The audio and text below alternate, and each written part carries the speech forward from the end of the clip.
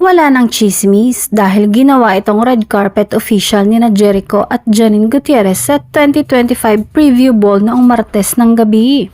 Dumating ang magjowa at naglakad sa red carpet na kumikislap ang mga mata at magkahawak kamay.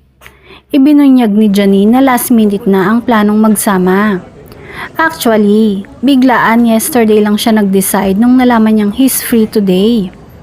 Na-miss ni Jericho ang ABS-CBN Ball last April dahil sa filming commitments, kaya technically, ito ang unang pagkakataon na dadalo sila ni Janine sa isang event as couple.